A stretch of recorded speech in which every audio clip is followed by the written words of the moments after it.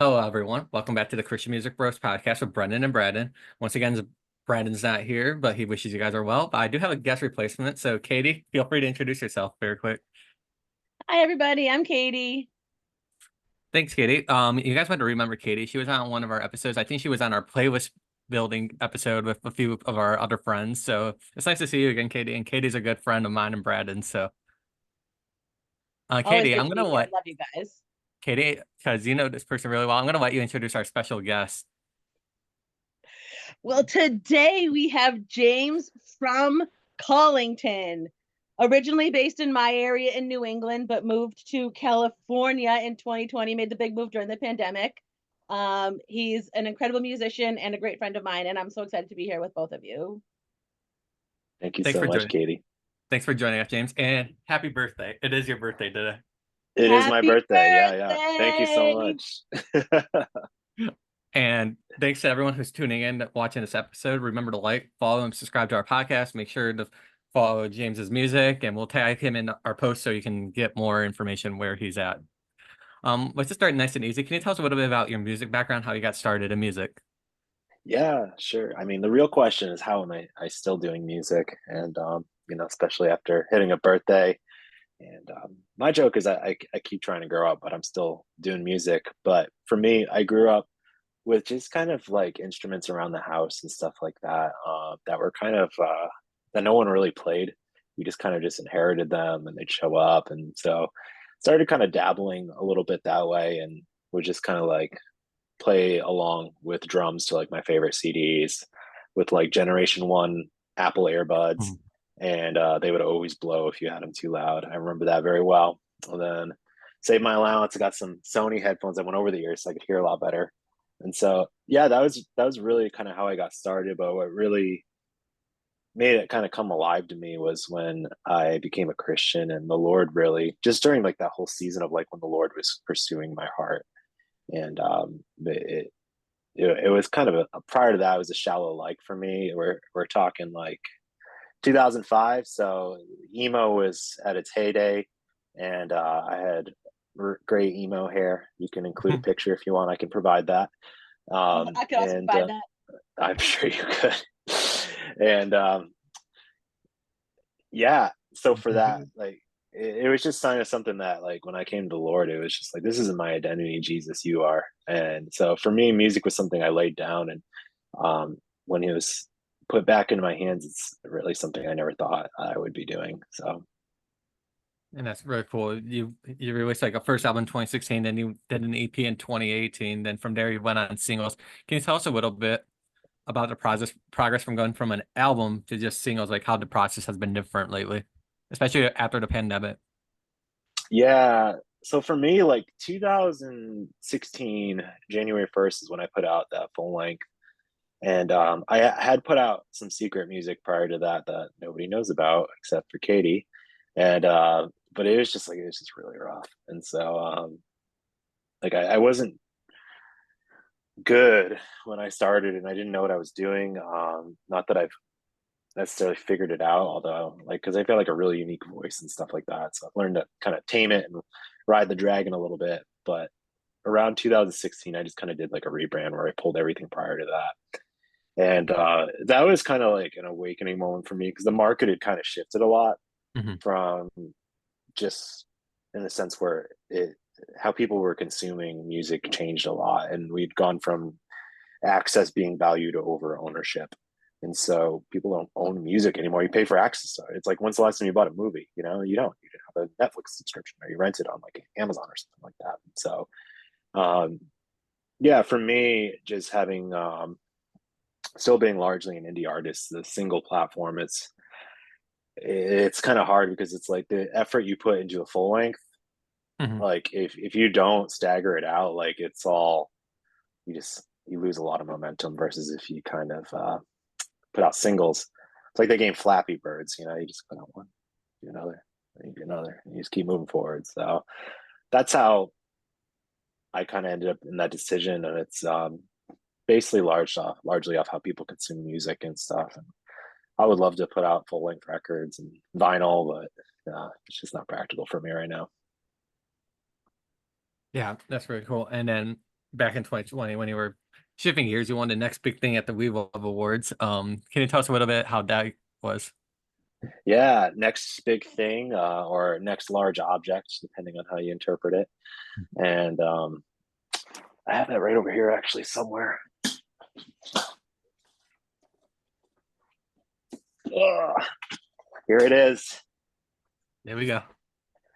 After I won this, I wanted to take a bunch of pictures of me like pushing it down like a slide at the park and putting on like a swing set, like it was my new child. Never did that. My wife wasn't very enthusiastic about that. But yeah, new release today has always just been really kind to me and really nice. And I hear the people that work there are really cool too. But you know, and They're all right. I mean, Yeah. we got nominated. Then we took home the trophy, and it was just really exciting. I learned that day that my public speaking is really scary, but I like to think I've come a long way. And yeah, for me, the song that we got this for was pretty crazy too. Like, and I feel like it's something I haven't really put up a strong follow up song on until very recently, and that was largely intentional on my part. mhm. But yeah, it's interesting. So yeah. Awesome. Thanks for sharing that. Katie, do you have anything you want to add and say before I shift into the next subject question? Oh, well, you said that until recently. So what made you change from kind of this style and then changing to worship and then changing back? Yeah. Well, it's not necessarily that I changed because these are all songs I wrote simultaneously. And I guess the short answer is that I was just scared.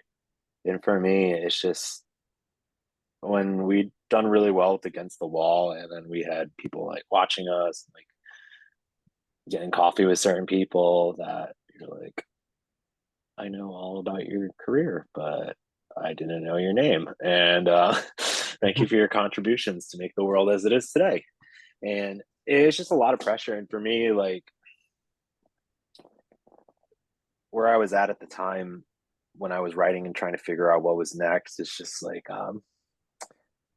for me, like the presence of God is just so it's just such a big thing for me, the Holy Spirit. And like that's where I know to run when things get hard. And for me, like when I was just kind of like really scared and intimidated by everything going on, like that's just where I knew to run. And so that's kind of like really what I was pumping into my system a lot. And so I'd kind of, when I was selecting songs to record, and even with the producer I was working with at the time, like my mission was just like I only want to pick songs that like I was writing in like my alone time, and just like for me and Jesus. And it was like, because whether or not this thing sinks or swims or whatever it is, like at the end of the day, like that's what matters. And the presence of God. And for me it was like, and I also had one of my favorite books, it's called Experiencing God. Got all these props for you. Called Experiencing God by Henry Blackaby. This is the new cover. It's a lot better than the other one. Yeah, let me show you the other one. It's so bad. It's like a picture that looks like me at like 3 a.m. opening my refrigerator for like cheese or something weird. But yeah, there's Moses.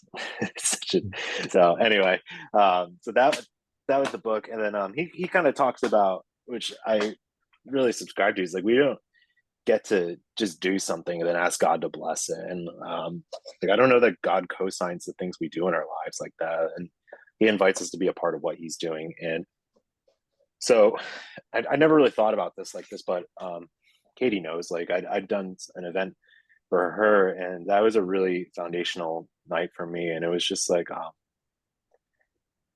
because I've always tried to host the presence of God with what I'm doing, but it was just I remember playing in Massachusetts at Katie Fest, and the presence of God was just so present in the building, and I just felt like I had a decision. It was like, do I want to go back to my songs and keep promoting myself, or like do I want to serve this moment, serve these people?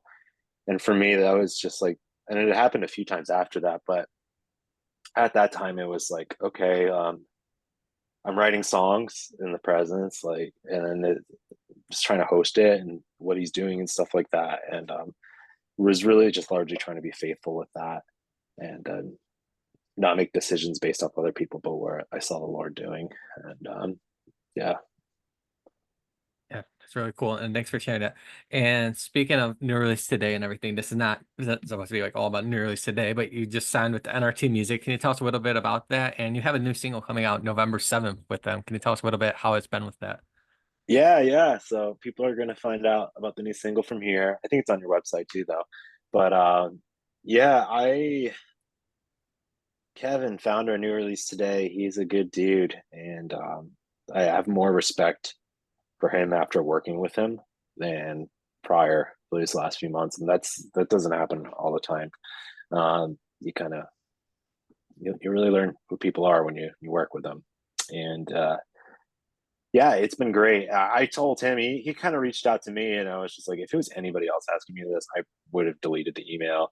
But because it's you and I like you, and it really just lined up with some of my needs that were changing at the time, and so I was like, yeah, of course. So he and I kind of went back and forth a little bit on what would work for us, and we put out our first song, "Talk About It." I think it was on the 6th, so that was what 18 days ago, Mhm. and yeah, Spotify picked it up on a playlist, which is always fun. And we've got another song called "Do You Really Love Me," which is coming out in November, on whatever date you said. So yeah. Mhm.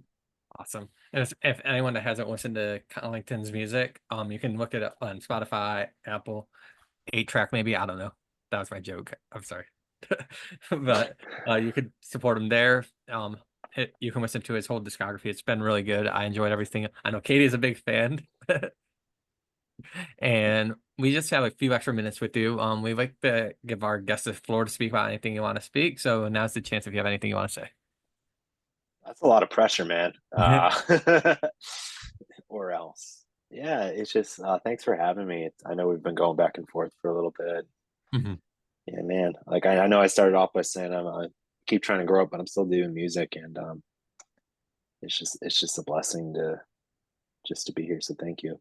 Yeah, you're welcome. And thanks to everyone who tuned in. Katie, thanks for stepping in for Braden. It was appreciated. Yay. And James, thank you for joining us on the podcast. And thanks to everyone who's watching. And we'll see you next time. And take care, everyone.